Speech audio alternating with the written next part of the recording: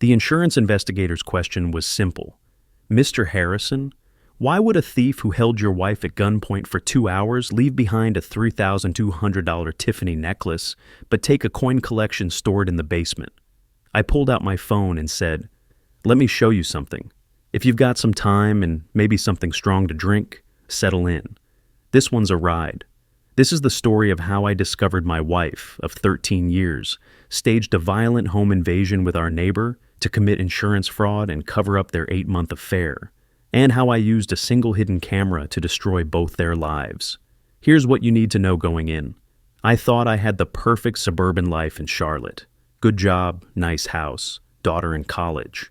My wife Amanda seemed like the person I'd grow old with. Then she reported a traumatic break-in while I was out of town, claimed masked men held her at gunpoint, and stole my late father's coin collection worth $85,000. The police were suspicious. I was horrified. And then I remembered the security camera I'd secretly installed in my office 6 months earlier. What I found on that footage didn't just end my marriage, it ended her freedom. But I'm getting ahead of myself. 13 years. That's how long I thought I knew my wife.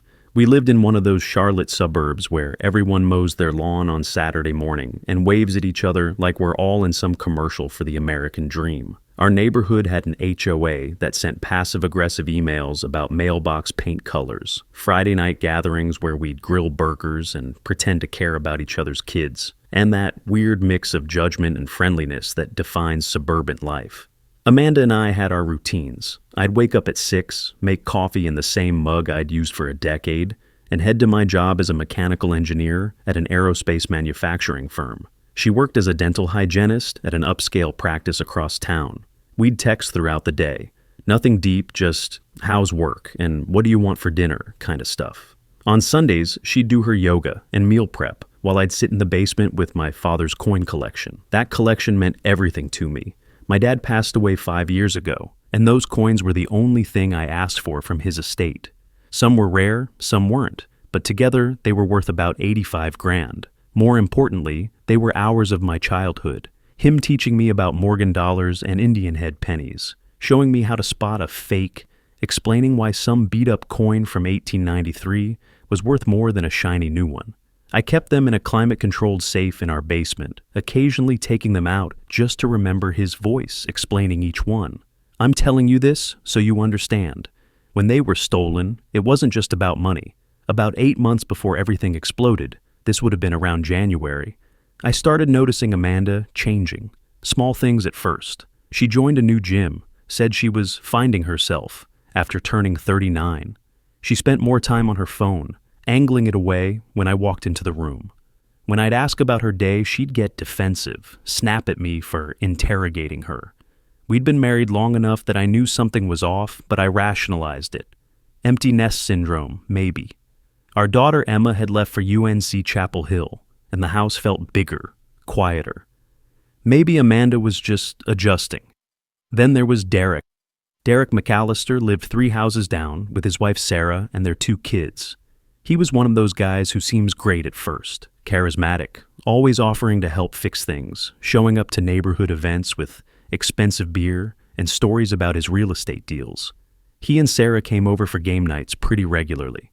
Sarah was sweet, a pediatric nurse who worked night shifts and always looked tired but happy. I liked them, or I thought I did. Looking back, I can see it now. The way Derek would linger after Sarah went home to put the kids to bed. The way Amanda would laugh too hard at his jokes. The way they'd both disappear during parties, coming back separately 10 minutes later. But at the time, I was the engineer, the logical one, the guy who trusted the data. And the data said I was probably just paranoid. The first real red flag came in June, 3 months before the break-in. I came home early from work. My project meeting got canceled, and Amanda's car was in the driveway. But she wasn't home. I texted her. No response. I walked around the house, checked the backyard, nothing. 20 minutes later, she came through the front door, flushed, out of breath, wearing her gym clothes. "Where were you?" I asked. "Walking. I needed to clear my head." "For 20 minutes? I texted you." She snapped. "Jesus, Christopher, I can't take a walk without you tracking me. What is this?" It was our first big fight in years. She stormed upstairs, and I stood there in the kitchen, feeling like I'd done something wrong for asking a simple question. But here's the thing. As she passed me, I noticed Derek's SUV pulling into his driveway at the exact same time. Also in gym clothes, also out of breath. That's when I started cataloging things. Not confronting, not accusing, just noticing.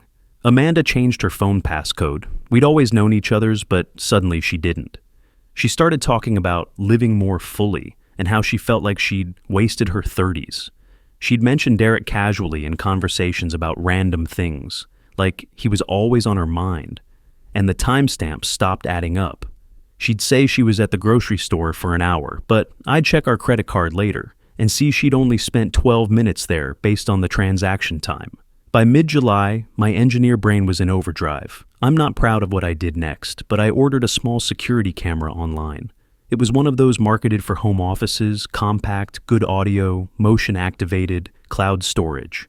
I told Amanda I needed it for Zoom calls, which was half true. I installed it on a bookshelf in my office, angled toward my desk. It captured the doorway and part of the hallway. I enabled the motion detection feature and set it to save everything to the cloud. I didn't tell her about that part. The first few weeks, I got nothing. Just me working, Amanda passing by occasionally, normal life. I started feeling guilty, like I was turning into some controlling husband from a bad movie. Was I overreacting? Was I destroying my own marriage with paranoia? Then August came, and Emma left for her sophomore year at UNC. It's only a 2-hour drive, but Amanda seemed relieved rather than sad. I noticed it immediately. Most parents get emotional when their kid leaves, but Amanda was almost giddy. She kept saying things like, "We finally have the house to ourselves," with this weird energy I couldn't quite place. Emma noticed too. She texted me privately one night. "Dad, is Mom okay? She seems different. Like, she's not even pretending to miss me." "She's fine, honey," I wrote back. "Just adjusting." But I didn't believe it either. Early September rolled around, and I had a scheduled trip to Chicago for an aerospace conference. 3 days, Thursday through Saturday. I'd planned to swing by Chapel Hill on my way back to see Emma. When I told Amanda about the trip, she was unusually enthusiastic. "You should go," she said. "You work so hard. You deserve a break." Derek heard me mention it at a neighborhood BBQ the weekend before. "I'll be around if Amanda needs anything," he offered, all neighborly concern. I smiled and said thanks, but my gut twisted. I kissed Amanda goodbye that Thursday morning in early September, told her I'd be back Sunday evening. She hugged me tight, said she loved me, and waved from the porch as I drove away. I remember thinking, as I watched her in the rearview mirror, that something felt off. I didn't know what. I just knew. I had no idea that by Sunday, our entire life would be a crime scene. Literally. Thursday evening in Chicago, I was sitting in my hotel room at 11:47 p.m. I remember the exact time because I looked at the clock right before my phone rang. Amanda's name lit up the screen. I answered, expecting her to say goodnight or ask how the conference went. Instead, I heard crying, panicked, hyperventilating, barely coherent crying. "Christopher," she sobbed, "something happened. Someone broke in. They had a gun. They..." "What? Are you okay?" "Where are you?" "I'm at the police station. They ransacked everything. They took your dad's coins. They're gone. Everything's gone." My heart stopped. "Are you hurt?" "No, but they held me at gunpoint for 2 hours. They knew exactly where the coins were. They knew you were gone. I'm so scared. I'm coming home. Right now. I'm getting in the car." "No," she said quickly. "It's too late. It's already done. Just wait until morning, please. I can't deal with you driving 6 hours in the dark. Just stay. Come home tomorrow." Something about the way she said it felt wrong. Not just scared wrong, but, I don't know, scripted wrong. But I was too panicked to analyze it. I agreed to wait, spent the night staring at the ceiling, and left at dawn. I drove straight through, skipped the conference sessions, didn't even check out properly. 6 hours of white-knuckling the steering wheel and running through scenarios in my head. Masked men. Gun to her head. My father's coins. Gone. By the time I pulled into our driveway Friday afternoon, I was exhausted and furious and terrified all at once. The house looked normal. The police tape was already removed. Amanda was at her sister's place.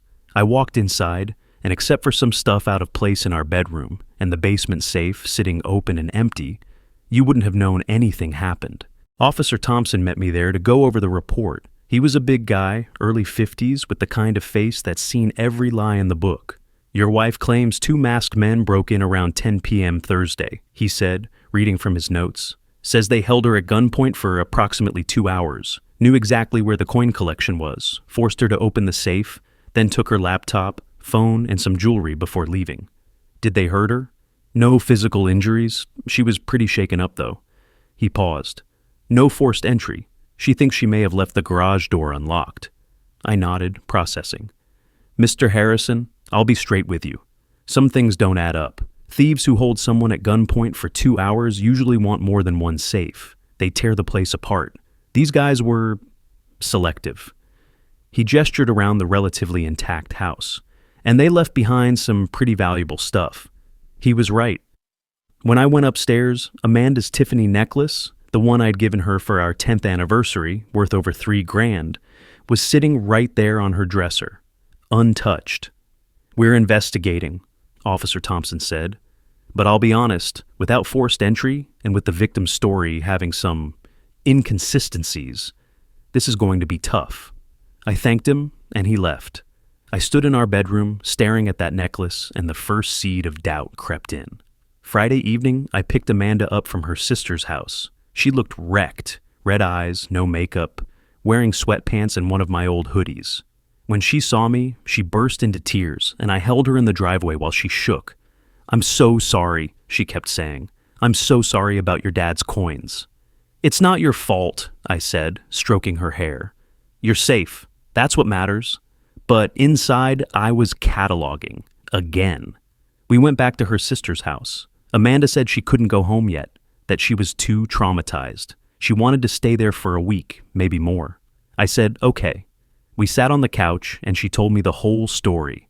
They came in through the garage, she said, voice shaking. I was watching TV. Suddenly, there were 2 of them, masks on, one had a gun. They grabbed me, made me sit on the floor.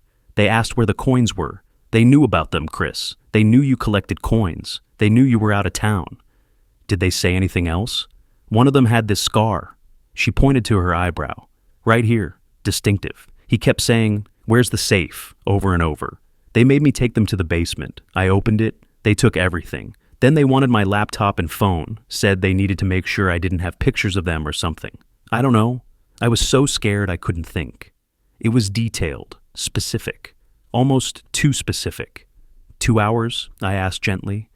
They held you for 2 hours? It felt like forever. They kept asking about you, about your schedule, if you had more valuables hidden anywhere. I told them I didn't know. I just wanted them to leave. I held her. I said all the right things. But my brain kept circling back to the Tiffany necklace, to the fact that these supposedly professional thieves left thousands of dollars of jewelry just sitting there, to the way Amanda's story had these little flourishes that felt rehearsed. Saturday morning, there was a knock on my door. Derek. "Hey, man," he said, looking appropriately concerned. "I saw the police lights Thursday night. Wanted to check on you guys. I heard what happened. That's insane." "Thanks." Amanda's pretty shaken up. "I can imagine. If you need anything, if she needs anything, just call. I'm right down the street." He paused. "Did they catch the guys?" "Not yet." "Damn, that's scary, you know? Makes you wonder how safe we really are out here." He shook his head. "I told Amanda to call me if she needed anything while you were gone. I feel terrible. I didn't notice anything that night." "Wait, how did you know I was in Chicago?" I asked. He blinked. Didn't you mention it at the BBQ?" "I mentioned I was going to a conference. I didn't say where." "Oh, maybe Amanda told Sarah?" "I don't know, man. Small detail." He left shortly after. I stood in my doorway, watching him walk back to his house 3 doors down, and my antenna was screaming. How did Derek know I was in Chicago? That afternoon, I called Emma. I didn't want to scare her, but I needed to tell her what happened. When I explained masked men, gun, coins stolen, she went quiet for a long time. "Dad, is Mom actually okay? Like, physically fine?" "Yes, why?" "I don't know. This is going to sound weird, but something's been off with Mom since, summer. I can't explain it. She just seems different, and now this happens. She hesitated. Maybe I'm just being paranoid. You're not, I said quietly. What do you mean? I'll tell you in person. When this settles down, I'll come visit and we'll talk. Dad, you're scaring me. Don't be scared. I just need to figure some things out first. We hung up. I sat in the silence of my house. Amanda was still at her sister's and realized I hadn't checked the security camera footage since I'd left for Chicago. The camera.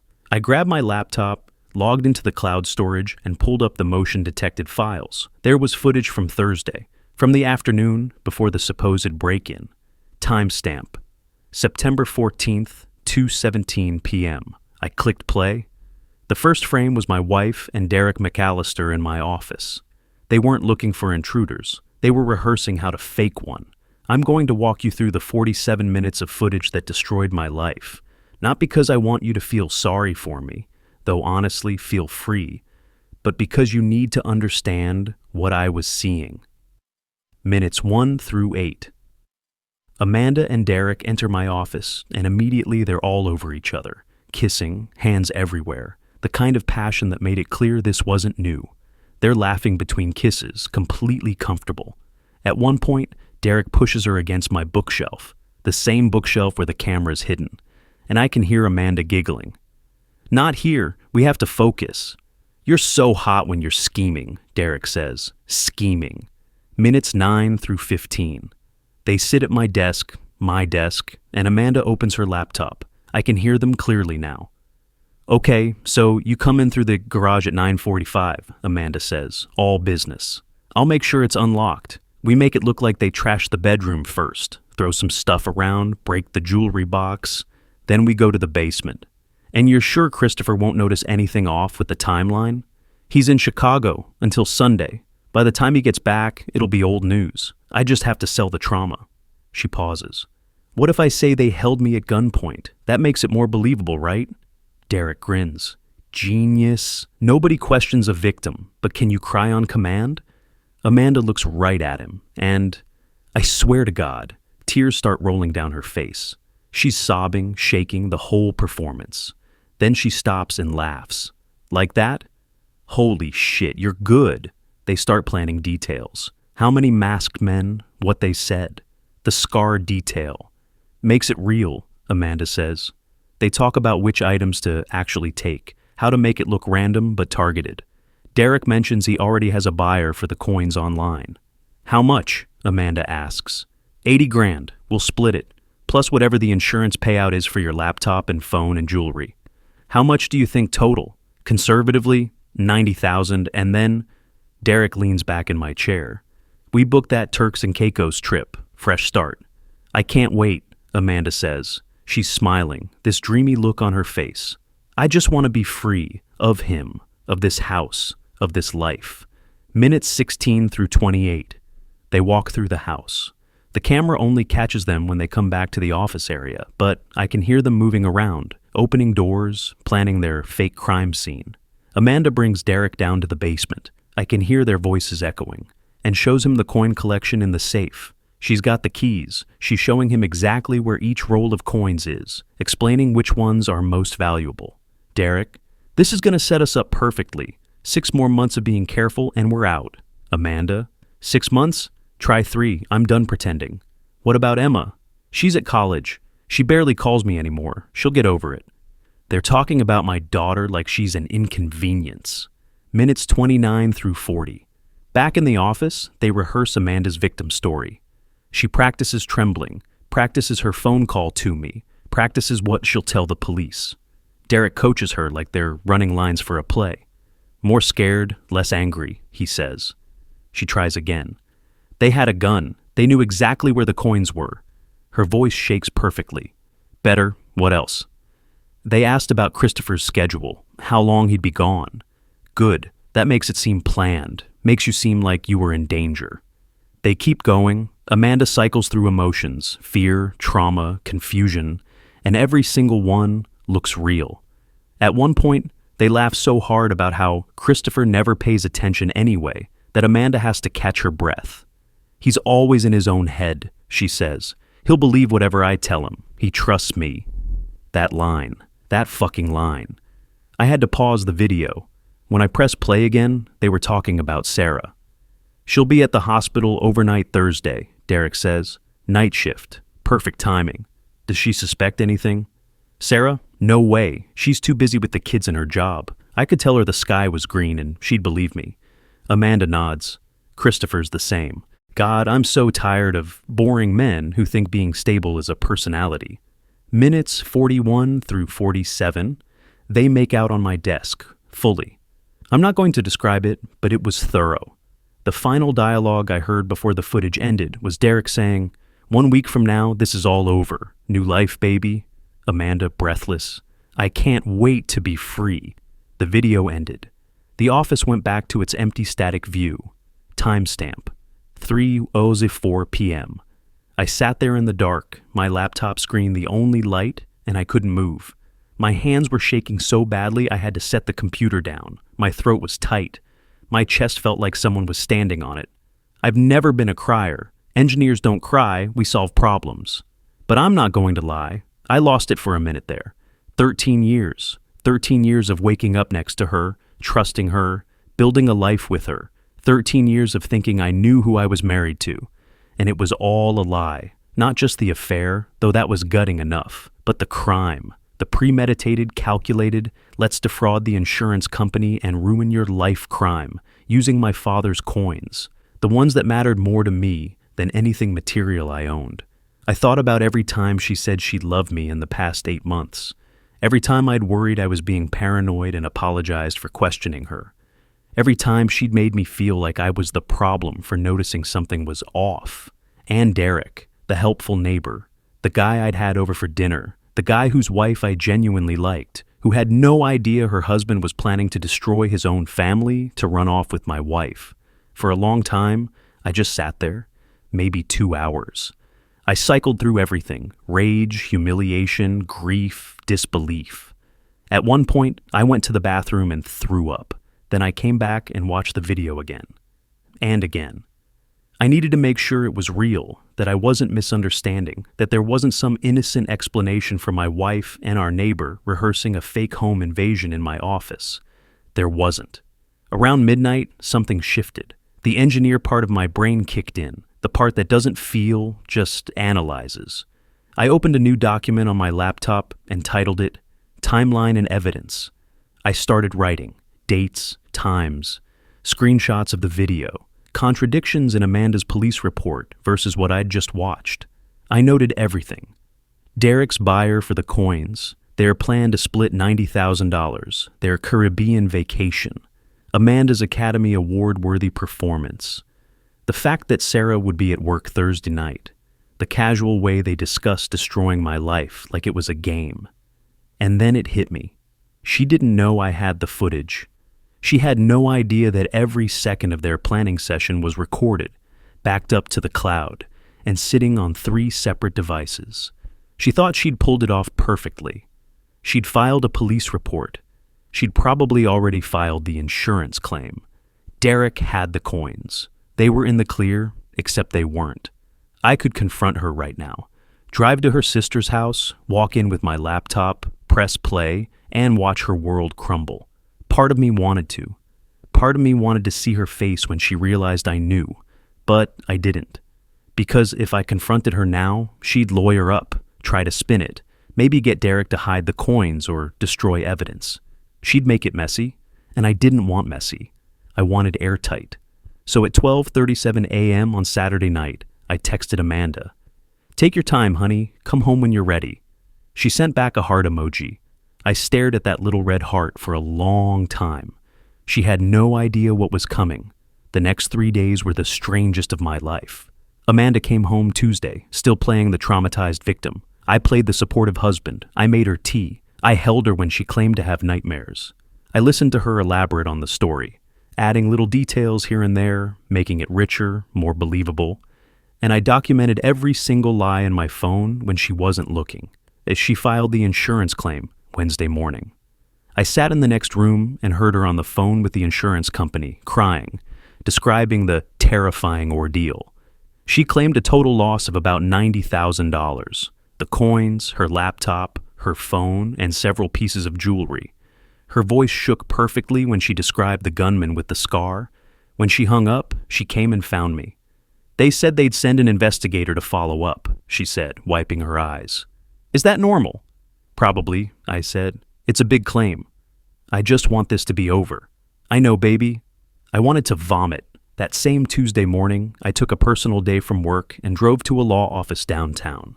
I'd found Robert Chen online, specialized in divorce and criminal defense. 5-star reviews, the kind of lawyer who'd seen everything. I showed him the video. His jaw actually dropped. Mr. Harrison, he said slowly, this is one of the clearest cases of insurance fraud I've ever seen, and conspiracy to commit theft, and filing a false police report. Your wife is looking at serious jail time. I want to make sure she can't wriggle out of it. She can't. This footage is gold, but... He leaned forward. I need to advise you. Do not tip your hand. Let her dig deeper. The more she commits to this story, the worse it is for her legally. If she follows through with the insurance claim, if she keeps lying to police, every additional action is another charge. So I wait, you wait, and we prepare everything else. Divorce papers, asset protection. You're married in North Carolina, so we can secure your accounts legally right now without her knowledge. We document everything, and when the moment is right, we drop the hammer. I liked Robert. Tuesday afternoon, I hired a private investigator named Marcus, ex-cop, recommended by Robert, specialized in infidelity cases. I gave him Derek's information and asked him to document everything, where Derek went, who he talked to, what he did with the coins. Marcus called me back Thursday. Your guy sold a collection of rare coins to an online buyer 3 days ago. Shipped them out from a UPS store in Matthews. Transaction cleared his bank account this morning. $62,000. Not 80 like they'd planned, but still. Proof of theft. Can we get that information to police? I asked. Absolutely. I've got the tracking number, the buyer's contact info, everything. You want me to keep following him? Yes, document every move, especially if he meets with my wife. He did. Over the next week, Marcus sent me photos. Amanda and Derek meeting at a Starbucks 20 miles outside Charlotte, holding hands in his car in an empty parking lot. Derek leaving Amanda's therapy appointments 30 minutes after she went in. They weren't even careful anymore. Wednesday evening, I drove to UNC Chapel Hill and told Emma everything. We sat in a coffee shop near her dorm, and I pulled up the video on my laptop. She watched in silence, and when it ended, she was crying. How could she do this to you? Emma asked. To us? I don't know, sweetheart. And with Derek? Sarah's husband? Sarah is Mom's friend. I know, Emma wiped her eyes. What are you going to do? I'm going to make sure they pay for this, legally, completely. And I need you to stay neutral publicly. Don't tell anyone, don't post anything. But privately, I need you to know, I'm not the bad guy here. Dad, you could never be the bad guy. We hugged for a long time. When I left Chapel Hill that night, I felt steadier. Emma was on my side. That mattered more than anything. Thursday, the insurance investigator showed up. Her name was Patricia Moore, mid-40s, sharp eyes, the kind of woman who'd spent years spotting liars. She interviewed Amanda while I pretended to work in my office. I could hear them through the door. Mrs. Harrison, I need to ask you a few more questions about the incident. Of course. You said the thieves knew exactly where the coin collection was. How do you think they knew that? I don't know. Maybe they'd been watching the house. For how long? I don't know. And they held you at gunpoint for 2 hours, but no neighbors heard anything? No screaming? No struggle? Amanda's voice got smaller. I was too scared to scream. I see. And they took your laptop and phone, but left behind a Tiffany necklace worth over $3,000. Any idea why? They must have missed it. It was sitting on your dresser, in plain sight. I don't know what to tell you. I don't know why they did what they did. I was terrified. There was a long pause. Then Patricia said, "Thank you for your time. We'll be in touch." After she left, Amanda came to me, visibly shaken. She doesn't believe me, she said. She kept asking the same questions over and over. They always blame the victim. I'm sure it's just procedure, I said, putting my arm around her. You'll get the payout. Don't worry. She leaned into me.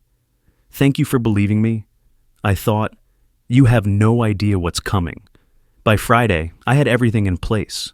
Robert had drafted divorce papers. Marcus had documented Derek's movements and tracked the coins to their buyer. I had the video saved in 4 locations. I had met with Detective Harris from the Charlotte-Mecklenburg Police Department, shown him everything, and coordinated timing with Patricia from the insurance company. We set the date, Thursday, September 28th, 2 weeks away. Enough time for Amanda and Derek to get comfortable, for the insurance claim to be officially filed and processed, for Derek's payment for the coins to fully clear the bank. The deeper they dug themselves in, the harder they'd fall. Those 2 weeks were surreal. Amanda started talking about remodeling the house with the insurance money, maybe redoing the kitchen, she said. Derek and Sarah came over for dinner that Saturday night. I watched Derek lie to Sarah's face, watched him laugh and joke, and pretend to be a good husband while he was actively planning to abandon her. Sarah mentioned she was worried about Derek's stress levels, that he seemed distracted. "I'm fine, babe," Derek said, kissing her forehead. I wanted to flip the table. Amanda's therapy appointments continued. Marcus confirmed she was meeting Derek every time. They weren't even going inside the therapist's office, just meeting in the parking lot, then driving somewhere private. They thought they were being smart. Tuesday, September 27th, I had my final meeting with Detective Harris, Robert Chen, and Patricia Moore. We coordinated everything. Amanda had a scheduled follow-up meeting with the police on Thursday morning to provide additional information about the case, standard procedure, nothing suspicious. She'd agreed to come in. She had no idea what would happen when she got there. Wednesday night, Amanda asked if I'd come with her to the police station Thursday morning. For moral support, she said. I hate talking about it. Of course, I said. I'll be there. She smiled and kissed me. Thank you. I love you. I love you too, I said, and I felt nothing. Thursday morning, September 28th, we had breakfast together. Amanda was upbeat, talking about getting closure, about how glad she'd be when the investigation was over and we could move on. I was calm, detached, counting down the hours in my head. At 9 a.m., we drove to the police station. In the car, Amanda's phone buzzed. I saw the message preview. Derek. Can't wait for tonight, baby. She quickly flipped her phone over, but I'd already seen it. Who was that? I asked casually. Nobody. Spam. Okay. We pulled into the police station parking lot, and I could see her getting nervous. This won't take long, right? She asked. Shouldn't. They just want to follow up. We walked inside, and Detective Harris met us in the lobby. Mr. and Mrs. Harrison, thank you for coming in. Right this way. He led us to an interview room. Amanda looked at me, confused. Why are we in here? It's just protocol, I said. Detective Harris sat down across from us, and Detective Chen entered with a laptop. Amanda's face went pale. Mrs. Harrison, Detective Harris said, we've reviewed your case, and we have some new evidence we'd like to discuss with you. What evidence? Mr. Harrison, thank you for bringing your wife in. You can stay or step outside, whichever you prefer. I stayed. Detective Harris opened the laptop and angled it so Amanda could see the screen. He pressed play. The video started. Timestamp September 14th, 2:17 p.m. Amanda and Derek entering my office, kissing, laughing. The color drained from Amanda's face. She looked at me, then at the screen, then back at me. That's not, she started. Please watch, Detective Harris said. For the next 47 minutes, Amanda sat frozen as the video played. Every second of her and Derek planning the fake home invasion. Every lie, every laugh, every detail of their scheme. I watched her face cycle through panic, disbelief, horror, and finally, resignation. When it ended, Detective Harris closed the laptop. Mrs. Harrison, you're being charged with insurance fraud, filing a false police report, conspiracy to commit theft, and making false statements to law enforcement. You have the right to remain silent. Amanda wasn't listening. She turned to me, tears, real ones this time, streaming down her face. Please, she said. Please, I love you. It was a mistake. I was confused. I didn't mean... Where are my father's coins? I asked. My voice was flat. She broke. Derek has them. We were going to split the money. She stopped. He convinced me. I didn't want to. He said it was the only way we could be together. I watched you, I said. You laughed, you practiced crying, you called me blind. She had nothing to say to that. Detective Harris finished reading her rights. Amanda tried to keep talking, begging, explaining, blaming Derek, crying, but I was done listening. They took her to be processed, and I sat in that interview room alone for a few minutes. It was over. While Amanda was being booked, Derek was arrested at his house. I wasn't there, but Marcus was, documenting everything. Apparently, Derek tried to run when he saw the cops. They tackled him in his front yard, in front of Sarah and the kids, in front of half the neighborhood. Sarah was screaming, asking what was happening. The detective told her, "Your husband conspired to commit insurance fraud with Amanda Harrison." Marcus said Sarah just stood there, frozen, then slammed the door. At 11 a.m., I drove to Derek and Sarah's house. Sarah answered the door, mascara running, hands shaking. "Can we talk?" I asked. "Privately?" We sat in her kitchen. The kids were at school. Neighbors had taken them. I pulled up the video on my laptop, an edited version that focused on the planning rather than the explicit affair details, and showed it to her. She watched without saying a word. When it ended, she looked at me with this hollow expression. "How long?" she asked. "At least 8 months." She laughed bitterly. "We had coffee every Thursday, Amanda and I. We talked about everything. I covered for her dental conferences." Her voice cracked. "Those nights I worked when I was at the hospital, that's when they—" "Yes." She put her head in her hands. "I'm so stupid." "You're not stupid. They lied to both of us." Sarah looked up. "Thank you for telling me first. You didn't have to do that. You deserve to know the truth. You're a victim too. What happens now?" "They'll both be charged. My lawyer says significant jail time is possible." She nodded slowly. "Good." By noon, the news was spreading through the neighborhood. Police cars, gossip, shocked faces. My phone blew up. Friends, neighbors, even Amanda's family. Her sister called me, screaming. "How could you do this to her?" "Have you seen the video?" I asked calmly. "What video?" I sent her the link. She called back 30 minutes later, crying. "Oh my God, I'm so sorry. I didn't know." Emma drove home from Chapel Hill that afternoon, arrived by 2 p.m.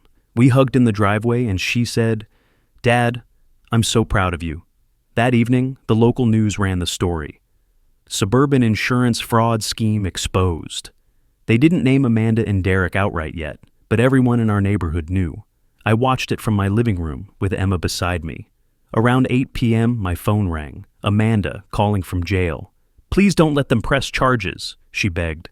"I'll do anything. I'll go to therapy. I'll pay you back. Just please." I hung up and blocked her number. That night, I slept in my own bed for the first time in 2 weeks. The house was quiet. The coins were gone, recovered by police, pending the criminal case. But I'd get them back eventually. My wife was in jail. And for the first time since I'd pressed play on that video, I felt something close to peace. But it was only the beginning of the fallout. The weekend after the arrests was chaos.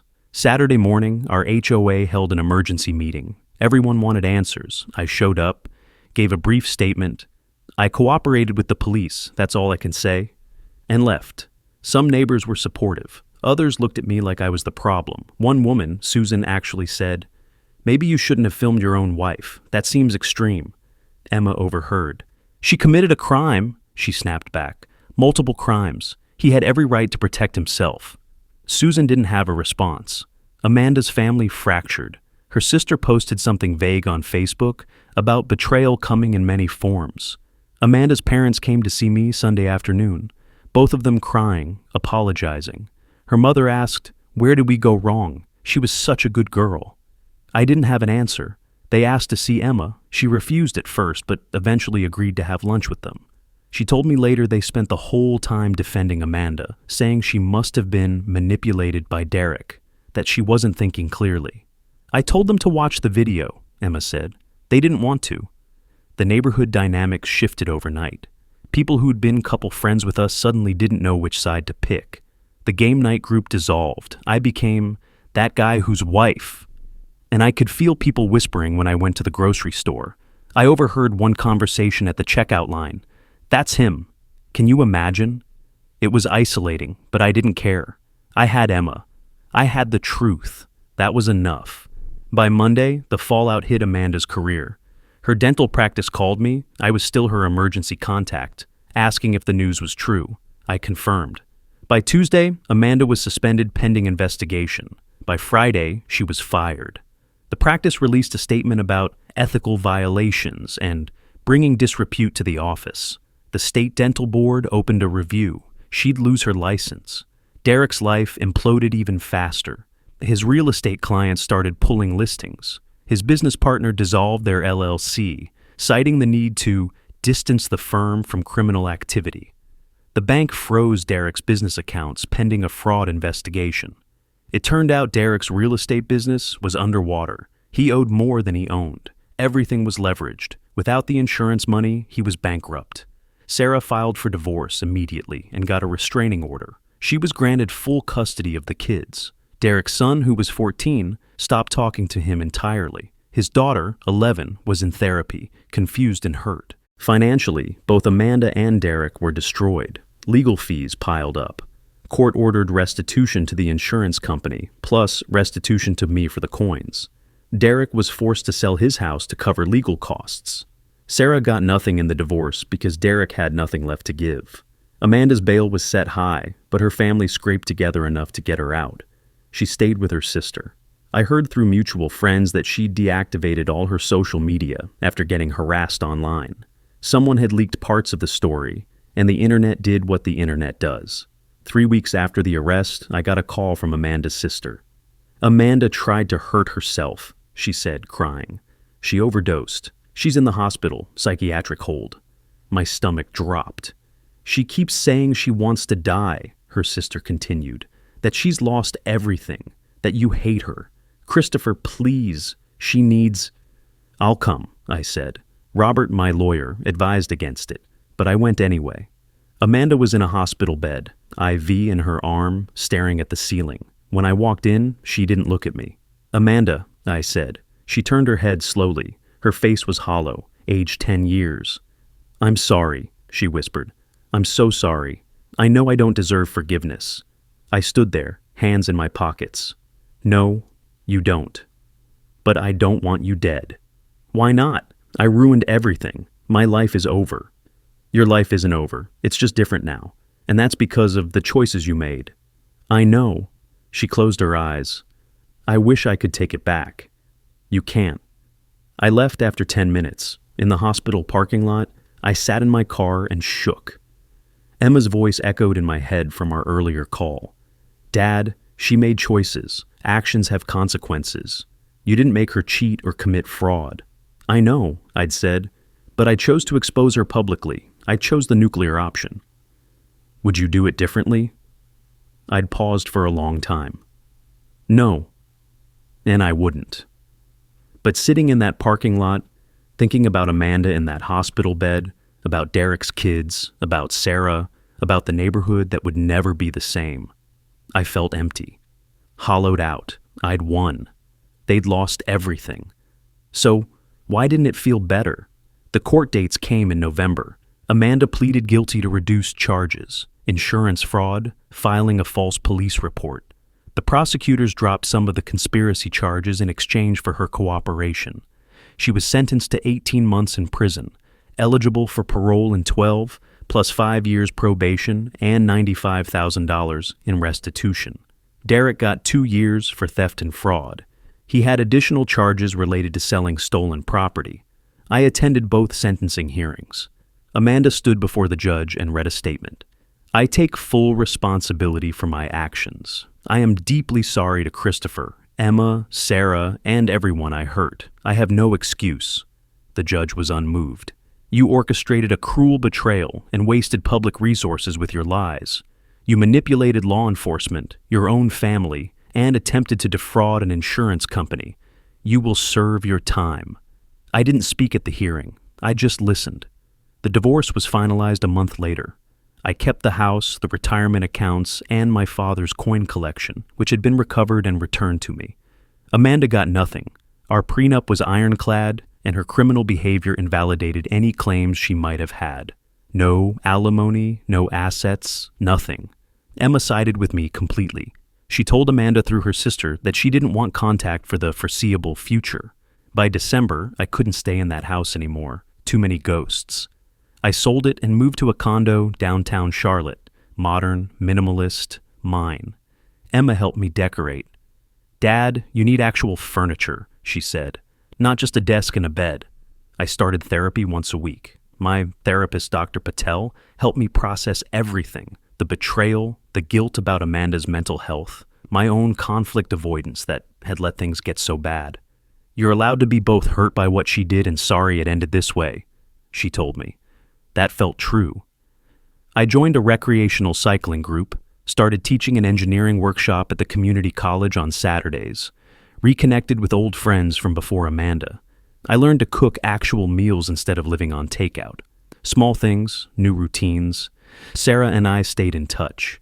Our coffee meetings turned into a genuine friendship forged in shared trauma. She'd vent about Derek drama, I'd listen.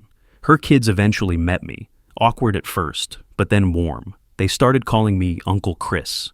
It was platonic. Just two people who understood each other's pain. Emma thrived. She processed her anger through therapy, wrote an essay about betrayal and resilience for one of her classes, got straight A's. She told me once, "What Mom did taught me who not to be." I thought about that a lot. 7 months after the arrest, a friend set me up on a coffee date. Her name was Jessica, also divorced. I was nervous, rusty, out of practice. But it was nice. We saw each other a few times, nothing serious yet, but the possibility of something felt okay. One Saturday afternoon, I took out my father's coin collection. I sat with it, remembered him teaching me about each piece, the hours we'd spent together. And I realized something. I didn't need to keep it locked in a safe anymore. It had almost destroyed me, but it had also saved me by being the thing Amanda tried to steal. I decided to sell half and donate the proceeds to organizations that help domestic violence survivors and fraud victims. The other half, I'd keep for Emma. When I told her, she said, "Dad, you don't have to. I want to. These coins almost destroyed me. Now they'll help someone else heal. That feels right." She hugged me. "I love you. I love you too, kiddo." 3 years later, I'm 45. I'm still in the downtown condo, decorated now with Emma's help. Real art on the walls, plants that I somehow keep alive, a kitchen I actually use. I got promoted twice at work. Jessica and I are serious. She moved in 6 months ago. I still see Dr. Padel monthly, maintenance mode. Sarah and I are still friends. Her kids call me for advice sometimes, which feels good. I ride 50 miles a week, ran a half marathon last year, feel healthier than I did in my 30s. Emma graduated summa cum laude and started med school. She's dating someone serious, brings him to family dinners. She's close with me, calls 3 times a week. She hasn't spoken to Amanda since the sentencing. Amanda got out after 14 months for good behavior. She lives in a small apartment 2 hours away, works retail, rebuilding slowly. She reached out to Emma once through her sister. Emma didn't respond. I heard Amanda's family maintains limited contact. Her social media is private, quiet. I don't check, I don't need to. Derek served his full sentence. He's out now, bankrupt, divorced from Sarah with supervised visitation with his kids. He's working construction, living in a halfway house. I have no contact with him. I don't think about him. Last week, I was sitting on my condo balcony in the evening, city lights stretching out in front of me, and I thought about the moment I pressed play on that video 3 years ago, the moment everything changed. People ask me sometimes if I regret how it all went down. If I'd do it differently. The truth? I regret that it had to happen. I regret loving someone who could lie so easily, who could plan something so calculated and cruel. I regret that 13 years ended with criminal charges and a psychiatric hospital and a neighborhood that'll never forget. But exposing her? Letting her face the full consequences of her choices? No, I don't regret that. She made a plan within a plan. I just had evidence. What I learned is that the opposite of love isn't hate. It's indifference. And I'm finally there. I don't check her social media. I don't ask mutual friends about her. I don't wonder what she's doing or if she's okay. She's a story I used to tell myself about who I thought I'd be forever. The stable husband, the guy who could make it work, the one who'd grow old with his high school sweetheart's equivalent. Now, I'm writing a different story. One where I chose truth over comfort, where I protected myself instead of keeping the peace, where I learned that some betrayals are too big to forgive, and that's okay. I'm dating someone who makes me laugh. I have a daughter who's proud of me. I have friends who showed up when it mattered. I have work I care about and hobbies that clear my head. I sleep through the night. I don't jump every time I hear a notification. The house did betray Amanda in the end. The security system she didn't know existed, the camera she never saw, the evidence she couldn't erase. But it set me free. Free from lies, from doubt, from a marriage that was already dead, but still walking around pretending to breathe. And 3 years later, sitting on this balcony with a glass of wine and the woman I'm building something real with in the next room, I can say this: I'm okay. More than okay. I'm actually happy. Not the naive happiness of thinking I knew my life, but the harder-earned kind that comes from surviving something that should have destroyed you and choosing to build something better. That's the story. That's how a hidden camera, 47 minutes of footage, and one insurance investigator's question took down a 13-year marriage and exposed two people who thought they were clever enough to get away with it. They weren't, and I'm glad.